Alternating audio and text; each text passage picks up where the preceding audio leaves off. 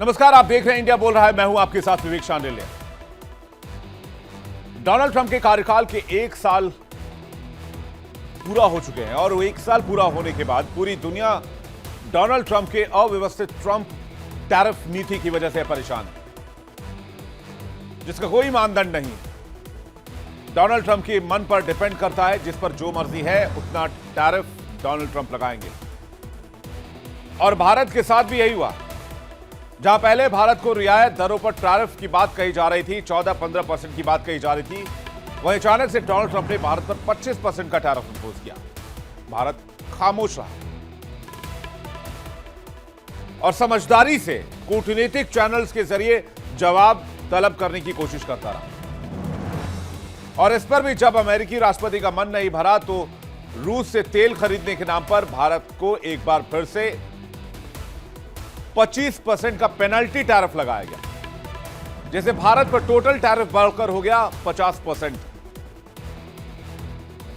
और अब एक बार फिर से ईरान के नाम पर दुनिया भर के देशों पर 25% एक्स्ट्रा टैरिफ लगाने की बात डोनाल्ड ट्रंप कह रहे हैं। डोनाल्ड ट्रंप की जो टैरिफ नीति है और डोनाल्ड ट्रंप की ये जो मनमानी पॉलिसी है, इसको भारत ने कैसे चैलेंज किया, ये बहुत मजेदार स्टोरी है। आपको पता होगा, भारत आज की तारीख में पूरी दुनिया में सबसे ज्यादा दाल खपत करने वाला देश है और टैरिफ का मुकाबला दाल से शुरू किया गया। जी हां, अमेरिकी राष्ट्रपति की दाल भारत में नहीं गल रही है और यह बात भारत नहीं कह रहा है, यह बात अमेरिका के राज्य कह रहे हैं। वो राज्य जो देश दुनिया में सबसे ज्यादा दाल पैदा करते हैं। और चूंकि भारत दाल सबसे ज्यादा खपत करता है तो अमेरिका से भी बड़ी मात्रा में हम दाल आयात करते हैं। लेकिन कहते हैं कि ईंट का जवाब पत्थर से दिए जाने में ही बेहतरी है, और खास करके डोनाल्ड ट्रंप जैसे इंसान को। तो प्रधानमंत्री नरेंद्र मोदी जानते थे कि डोनाल्ड ट्रंप की नस कहां दबानी है। भारत जो दाल इंपोर्ट करता है यूएस से, यूनाइटेड स्टेट्स से, उस पर इंडिया ने, पीएम मोदी ने लगा दिया भारी भरकम टैरिफ। टैरिफ का जवाब टैरिफ से, और इससे अमेरिका के अलग अलग राज्य करा उठे और सीधे पहुंच गए ट्रंप के पास कि माई बाप बचा लो, भारत ने तो व्यापार करना मुश्किल कर दिया है। यही होता है जब खुद को पता चलता है कि दुनिया भर के साथ डोनाल्ड ट्रंप ने क्या किया है। तो जिस हथियार का इस्तेमाल डोनाल्ड ट्रंप ने भारत के खिलाफ किया, वही हथियार, टैरिफ वाला हथियार, आज डोनाल्ड ट्रंप के लिए भारी पड़ रहा है।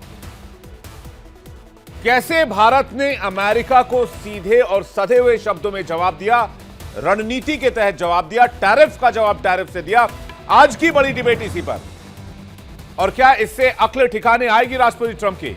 ये भी करेंगे बातचीत और ये भी बताएंगे कि भारत कितना दाल लेता है, मामला क्या, पूरी खबर क्या, सब आपके सामने रखेंगे। अभी तक पूरी दुनिया को डोनाल्ड ट्रंप टैरिफ से दबाते थे, लेकिन जब भारत ने उसी नस पर हल्की हाथ क्या रख दी, पूरा अमेरिका पीला पड़ने लगा।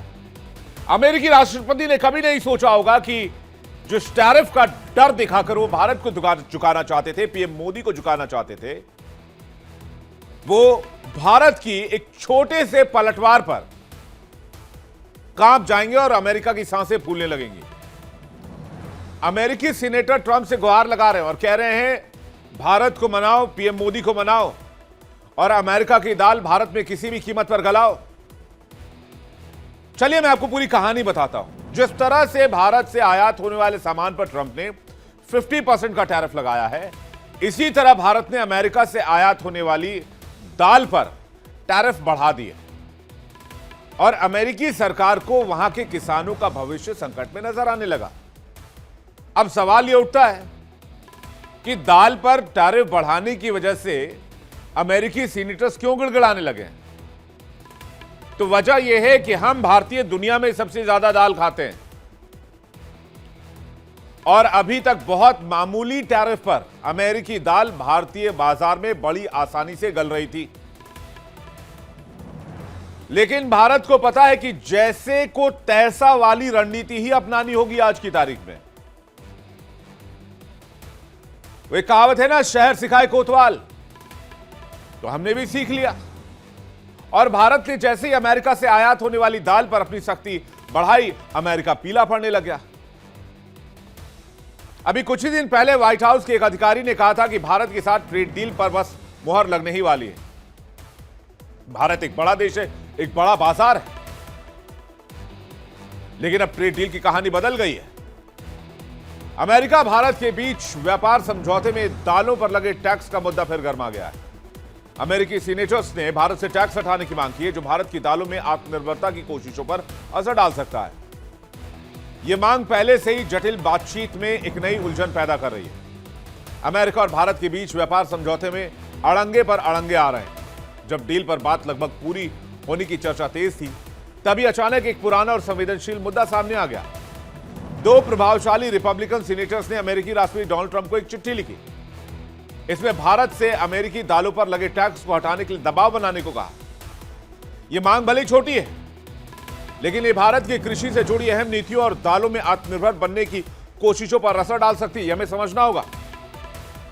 हमारे वो किसान जो दलहन की खेती कर रहे हैं, उनके ऊपर इंपैक्ट हो सकता है। इसलिए भारत ने टैरिफ बढ़ा दिया। और यह भी था कि चलो लगे हाथ, भाई तुम भी अपने जो टैरिफ वाला स्वाद है उसको चक्कर तो देखो एक बार कम से कम, कि कैसा लगता है अपने लोगों के लिए। पहले ही बातचीत ट्रेड डील को लेकर मुश्किल में है, अब नई उलझन पैदा होगी। डर यह है कि कहीं इसके कारण डील पर हुई अब तक की प्रगति पर पानी ना फिर जाए।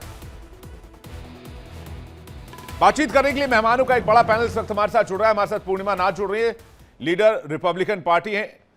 पूर्णिमा नाथ अमेरिका से लाइव है। हमारे साथ यूके देवनाथ जुड़ रहे हैं, फॉरेन एक्सपर्ट। आपका बहुत बहुत स्वागत है। हमारे साथ इस वक्त शरद कोहली जुड़ रहे हैं, बहुत ही मशहूर इकोनॉमिस्ट हैं। शरद कोहली जी, बहुत स्वागत है आपका। और संजीव श्रीवास्तव होंगे थोड़ी देर में हमारे साथ, विदेश मामलों के जानकार। और साथ ही साथ डॉक्टर धीरज कौल भी हमारे साथ जुड़ेंगे, भू राजनीतिक विशेषज्ञ, आर्थिक मामलों के जानकार है, वो भी अमेरिका से लाइव होंगे हमारे साथ। सबसे पहला सवाल, चूंकि शरद कोहली जी हमारे साथ जुड़े हुए हैं, इकोनॉमिस्ट हैं। शरद कोहली जी, दाल वाला मामला क्या है और अमेरिका की दाल क्यों नहीं गल पा रही है भारत में, और इतने परेशान हो गए दाल की वजह से ये अमेरिकी? बिल्कुल, नमस्कार विवेक, आपको और सह पैनलिस्ट और इंडिया डेली लाइव के सभी दर्शकों को मेरा अभिनंदन। बिल्कुल, हिंदी में कहते हैं कि उनकी दाल यहां गलने वाली नहीं है। अंग्रेजी में बोलेंगे giving them a taste of their own medicine, उनको उन्हीं की भाषा में सिखाना। ठीक है, ये जो ट्रंप की दादागिरी है, 25% पहले लगाया, 25% बाद में लगाया, 500% की धमकी दी, 550, 25% हम ईरान से हम डील करते हैं इसलिए लगाया 575। अरे आप 5000 लगा लो, हमने जरा सा लगाया तो आपके किसानों में हलचल मच गई। मोंटाना डकोटा, जहां पर दालें पैदा होती हैं, पहले ही अमेरिकन किसान, आपको याद होगा कुछ दिन पहले भारत का जो बासमती चावल अमेरिका जाता था, अमेरिका में जो चावल पैदा होता है वो फोका चावल होता है। वो देखने में जरूर सफेद बड़ा होता है, पर ना उसमें स्वाद होता, ना उसमें रस होता है। भारत का बासमती चावल जब उन्होंने चखा तो वहां घरों में, रेस्टोरेंट्स में, सब जगह भारत के बासमती चावल की मांग बढ़ गई। और अमेरिका के किसान फिर एक बार व्हाइट हाउस पहुंच गए कि साहब ये भारत के बासमती चावल ने तो तहलका मचा दिया, हमारा चावल नहीं बिक रहा है। तो मुझे लग रहा है ट्रंप साहब को सिखाने का, आज तक हम सिखा सिखा के, बात कर करके 6-7 राउंड थक गए। एक यही तरीका, और इसका मैं आपको बताऊं मैं क्यों कह रहा हूं। चाइना ने यह काम किया। अक्टूबर में प्रेसिडेंट शी जिनपिंग ने बार बार, जब टैरिफ लगाए जा रहे थे, प्रेसिडेंट शी जिनपिंग, चाइना वालों ने रेयर अर्थ मिनरल्स की सप्लाई का गला घोट दिया, उन्होंने रोक दी। अमेरिका में टेस्ला कार बननी बंद हो गई। निविडिया में चिप्स लगता है, उसमें बहुत सारे डिफेंस इक्विपमेंट बनाता है, पेंटागन के साथ कॉन्ट्रैक्ट है, वो सब काम ठप होने लगे। ट्रंप साहब को अक्टूबर में स्पेशली शी जिनपिंग से जाके मिलना पड़ा। मुझे लग रहा है ये नब्ज पकड़ी गई है अब। आज तक हमने बड़े तरीके लगाए, हम शांत बैठे, हमने डिप्लोमेसी यूज करी, हमने बार बार बातचीत का दरवाजा खोला। ये जो नब्ज पकड़ी है, ये इनको इन्हीं की भाषा में समझ में आएगा। ये इतने ट्रांजैक्शनल है कि अब इनको पता लगेगा, एक हाथ से लो, एक हाथ से दो। अब मुझे लगता है भारत को अगर आप मेरे हाथ में छोड़ दें, मुझे नहीं, ये हालांकि ये मुद्दा सरकार का है, मिनिस्ट्री ऑफ एक्सटर्नल अफेयर्स का है, मिनिस्ट्री ऑफ कॉमर्स का है। पर अगर मेरे हाथ में आप छोड़ दें तो हमें अमेरिका से बहुत सामान, करीब 40-45 बिलियन डॉलर का यहां पर सामान आता है विवेक। मैं उस सारे सामान पर टैरिफ बढ़ा दूंगा कि आप जो करना चाहते हैं आपने तो किया, आपने तो हमारे एक्सपोर्ट को मार दिया। अब हम आपका जो चाहे वो थोड़ा ही सही, एक सिंबॉलिक तौर पर हम मारना चाहते हैं। मैं 100% टैरिफ मेरे हाथ में अगर छोड़ दिया जाए तो मैं 100% टैरिफ अमेरिका से जितना भी सामान आता है फ्यूल से, और मैं अमेरिका से तेल लेना भी बंद कर दूं। क्योंकि ट्रंप साहब केवल और केवल यही भाषा समझते हैं। ट्रंप साहब ने जो दादागिरी, क्षमा चाहूंगा, मचा रखी है दुनिया में, ग्रीनलैंड हो, आइसलैंड हो, क्यूबा हो, मेक्सिको हो, कोलंबिया हो, ईरान हो, ये 18वीं शताब्दी में चले गए हैं जब एक देश दूसरे देश पर आक्रमण करके कब्जा कर लिया करता था, वहां पर इन्वेड करके उनको लूट लिया करता था। जी बिल्कुल। किसी के चांदी के भंडार पे नजर है, किसी के तेल के भंडार पे नजर है, किसी की आर्टिक कंट्रोल पर नजर है।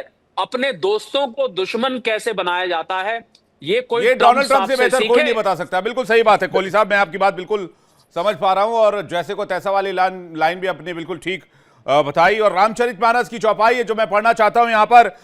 बिनय न मानत जलधि चढ़ गए 3 दिन बीत, बोले राम सकोप तब भई बिनु हो न प्रीत। तो भाई आप अपना स्वाद भी तो चखिए कि आप क्या दे रहे हैं दुनिया को, आप उसके दायरे में तो आइए एक बार। मैं इसमें संजीव जी का रिएक्शन, संजीव जी हमारे साथ जुड़ गए हैं, धीरज कौल भी हमारे साथ जुड़ गए हैं। संजीव जी, धीरज जी, आप दोनों का भी बहुत स्वागत है। संजीव जी, आपका रिएक्शन इस पर। जी देखिए, बिल्कुल जैसा डॉक्टर कोहली ने कहा, मैं बिल्कुल सहमत हूं कि इस तरीके का जो अप्रोच डोनाल्ड ट्रंप दर्शा रहे हैं, उनके साथ डील करने का जो रास्ता है वो चाइना ने दिखाया था। चाइना ने जब रेयर अर्थ मटेरियल की सप्लाई रोकी तो उसके बाद अमेरिका का ट्रंप प्रशासन बिल्कुल लेवल पे आकर के फिर बात करना शुरू किया, और वो टैरिफ जो चाइना के ऊपर उन्होंने इम्पोज कर रखा था उसमें भी उन्होंने भारी कटौती कर दी, और अब वो चाइना के साथ कोऑपरेशन की बातें करने लगे। हाँ। तो उसी तरीके से भारत, जो कि पल्स का 27% का जो ग्लोबल कंजम्पशन है वो भारत में होता है, दालों का बहुत बड़ा जो भारत में खपत होती है, तो जाहिर है कि ये जो बहुत बड़ा बाजार है और भारत का एक स्ट्रांग पॉइंट है। और भारत ने, जाहिर है कि जब इसके ऊपर टैरिफ को जो बढ़ा अभी पिछले वर्ष, तो उसके बाद से ये दोनों सेनेटर्स जो है उन्होंने चिट्ठियां लिखना शुरू किया और इस तरीके का दबाव बनाना शुरू किया। तो ये बिल्कुल सही तरीका है, और मेरा ऐसा मानना है कि भारत को अपने स्ट्रांग पॉइंट्स के ऊपर और भी अधिक सख्त रुख अपनाना होगा। और एक डोनाल्ड ट्रंप जिस तरीके से भारत को पुल एंड प्रेशर करने की कोशिश करते हैं, भारत को भी उसी भाषा में जवाब देना होगा जो कि भारत अब दे रहा है। और देखिए, ट्रेड डील नेगोशिएट करने के संदर्भ में भारत सकारात्मक तरीके से बातचीत कर रहा है, ये बात इसमें कोई दो राय नहीं है। लेकिन इसमें विन विन फार्मूला जब तक इजाद नहीं होगा, जब तक इमर्ज नहीं करेगा, तब तक भारत किसी भी ट्रेड डील पर दस्तखत नहीं करने जा रहा है। दूसरी बात कि जो भारत का जो कृषि का जो क्षेत्र है, डेयरी का और फिशरीज का जो क्षेत्र है, उसमें हमारे अपने जो लोगों के जो हित हैं वो टॉप प्रायोरिटी पे हैं, और वो सेक्टर्स ओपन नहीं किए जाएंगे। और उस सेक्टर्स के संदर्भ में भारत, जाहिर है कि जो भारत का जो स्ट्रांग पॉइंट है, जैसे दालों के संदर्भ में भारत ने कदम उठाए हैं, अन्य सेक्टर्स में भी भारत ऐसे कदम उठा सकता है। और ये मेरा मानना है कि एक बिल्कुल सही तरीका है डोनाल्ड ट्रंप जैसे एक जो ऐसे नेता जो कि pulls and pressure and psychological war का सहारा लेते हैं, तो जाहिर है कि उनके ऊपर इसी तरीके की नीतियां अपनाई जानी चाहिए। मैं इसको पूरी तरह से अपना समर्थन देता हूं, और मैं मानता हूं कि डोनाल्ड ट्रंप का अगर ये अड़ियल रुख कायम रहा, तो जैसा कि हम इस बात को विवेक जी डिस्कस करते रहे हैं कि जो इसका अल्टीमेट जो खामियाजा है वो अमेरिका के कंज्यूमर्स ही अल्टीमेटली उठाएंगे। अमेरिका की इकोनॉमी ही अल्टीमेटली इससे सबसे ज्यादा प्रभावित होगी। जो आक्रामकता उन्होंने दिखाई है, वैसी उस आक्रामकता का सबसे गंभीर परिणाम यूनाइटेड स्टेट्स ऑफ अमेरिका को स्वयं भुगतना पड़ेगा। और अल्टीमेटली डोनाल्ड ट्रंप और उनका जो पॉलिटिकल उनको समझ तो आए कहीं से वो कर क्या रहे हैं, कहीं से कुछ थोड़ा बहुत एग्जांपल तो आए। कौल साहब क्या कह रहे हैं, उसके बाद में यूके देवनाथ जी और पूर्णिमा जी आपके पास आ रहा हूं। नमस्कार, thank you for having me on the show, और आपके पैनलिस्ट को नमस्कार। देखिए, आपने बहुत इंपॉर्टेंट टॉपिक उठाया है। पहली बात तो ये समझना, I think somebody mentioned it, तकरीबन 30% से 31% जो पीस है, दालें एंड एवरीथिंग एल्स, उसका मार्क, उसकी कंजम्पशन भारत में होती है। तो 1/3 दुनिया की प्रोडक्शन भारत यूज करता है, और अपनी कंजम्पशन को मीट नहीं कर पाता, इसलिए 21% से 22% इंपोर्ट करता है। 2024 के आंकड़े ये आपने शायद मेंशन किया होगा।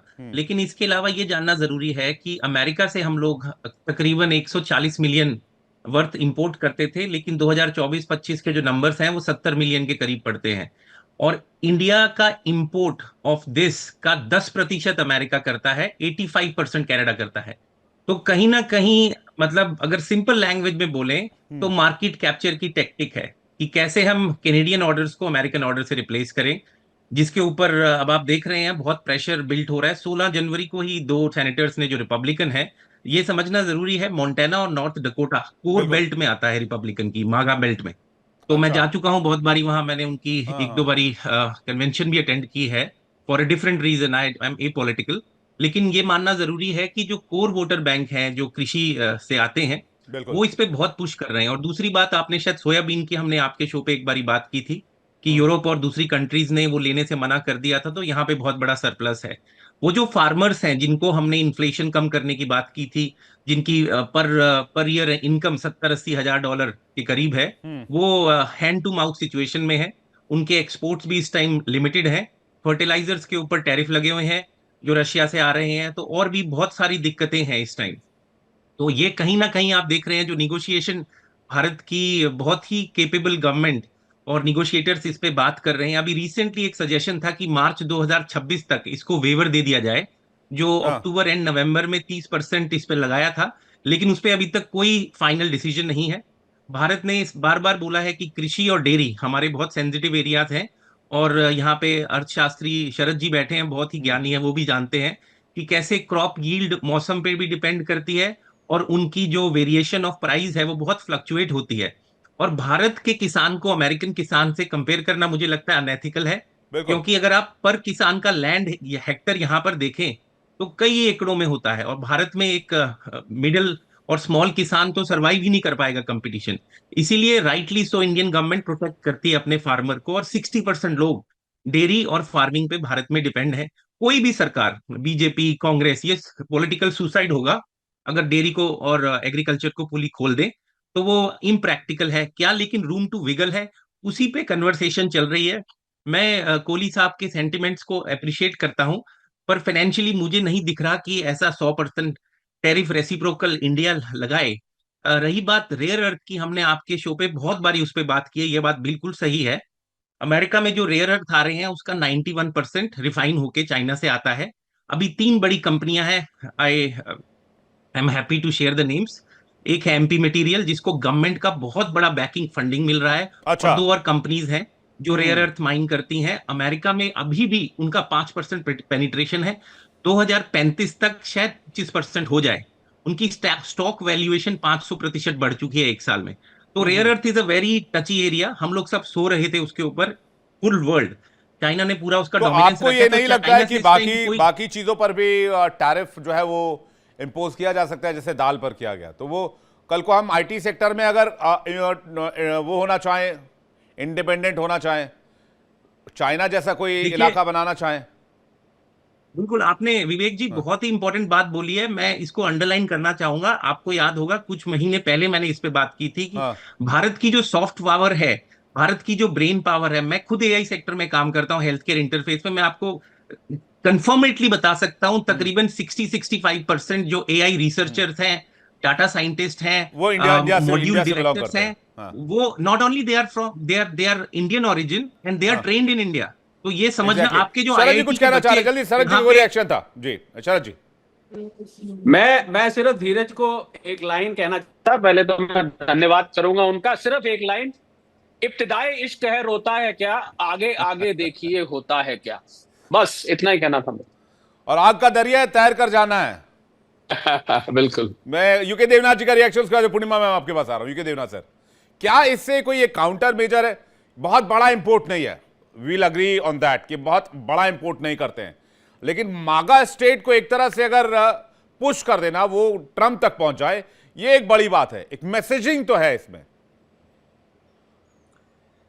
विवेक, इसमें कोई शक नहीं है कि मागा का जो जोश था, जो गर्व था, भारत ने इसको कुछ हद तक नरम किया है। देखिए, क्योंकि मैं फौज में था तो जरा उसी अंदाज में बात करूंगा। अमेरिका से हम अगर उनको नरम करना चाहते हैं तो जाहिर बात है एक बहुत अच्छा तरीका होगा कि हम अमेरिका को कह सकते हैं कि आपके जो हथियार हैं हमें नहीं चाहिए। हमें हम हमारे जो हथियार हैं भविष्य में आने वाले दशकों के, हम हमारे हथियार फ्रांस से ले लेंगे, इंग्लैंड से ले लेंगे, जर्मनी से ले लेंगे, रशिया से ले लेंगे, और भी देश हैं।